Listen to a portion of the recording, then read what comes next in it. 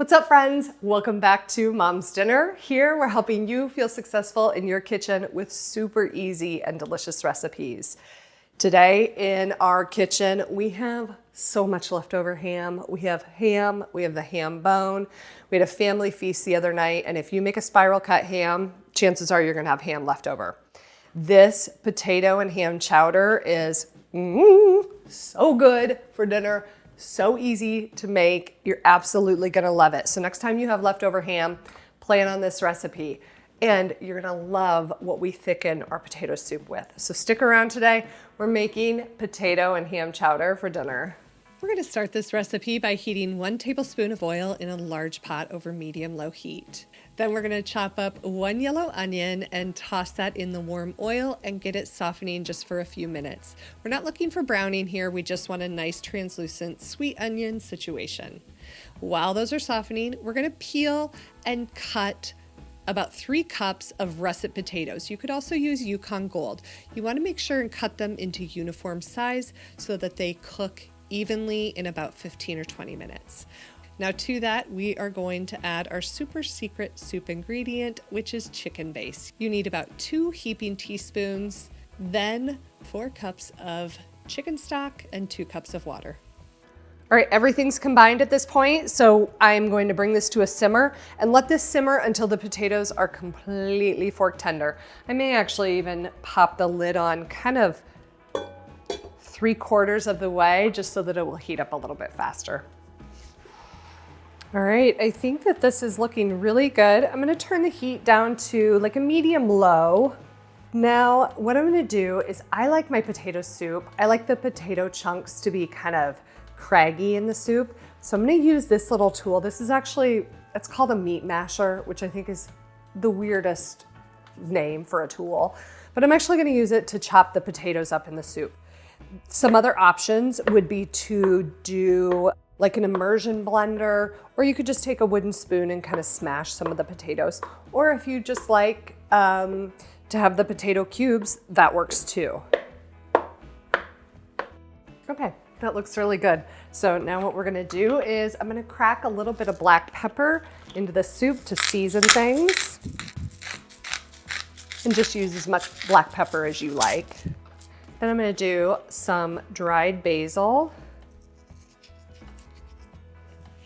And then we're gonna do the 2 cups of cooked, diced or shredded ham. I'm a little nervous because my pot is already so full. I feel like this is gonna like take it right over the edge. I think that I might have just a little bit more than 2 cups. I might go a little bit shy on that. So I'm gonna let this cook together for about another 5 minutes and then we're gonna finish it up. If you could smell this, the ham has completely infused the soup and it smells so good, but we are not done yet. Now what we're gonna do is stir in 1 1/4 cups of cream. This is where I'm afraid I'm gonna take this right up over the edge. This bowl. Oh my gosh, let's see how we do. This is gonna make this nice and rich and to the brim. We're gonna have to stir very carefully. And then the secret ingredient that I talked about at the beginning of this recipe, to thicken our potato soup, it would be great just like this, but we're gonna take it up 1 more notch. We're gonna add potato flakes to the potato soup. And what that's gonna do is thicken up the soup perfectly. There is a time and a place in your kitchen for potato flakes. I always say this. I'm not making mashed potatoes with potato flakes, but they are absolutely perfect for thickening up potato soup. I promise. It does such a fantastic job. So we're gonna just whisk these in as carefully as we can. 3/4 cup of potato flakes. If you want to use a flavor, great. I just have the buttery Idahoan potato flakes here. You want to whisk them in and let them absorb some of that liquid and kind of thicken up. You want to give it probably about 5 minutes, and this soup is going to turn out perfectly thick and delicious. Beautiful. The nice thing about this soup is you can totally customize it. I think on this day, I want just a little bit more potato flake to thicken it up so that it's really chowdery. So I'm just gonna sprinkle a couple more little tablespoons in there and then stir it in.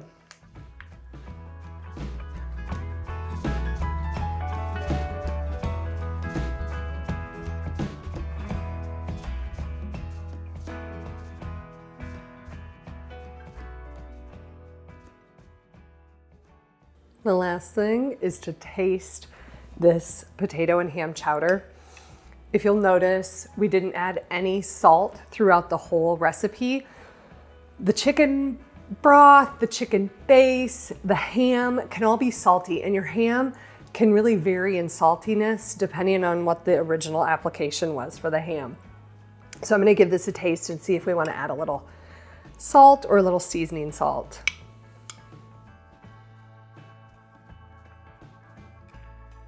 One more bite. That is so good. It does just need a pinch of salt, and I'm just gonna use kosher salt. You could actually use a Lowry seasoned salt if you wanna use that in place of just regular salt. So I'm gonna give this a stir. When I serve this for dinner tonight, I'm just gonna do some warm crusty bread and a green side salad, and that's it. Dinner is done, and we used up that delicious leftover ham that we had. I really hope that you give this recipe for potato and ham chowder a try in your kitchen, and it helps you feel like a success.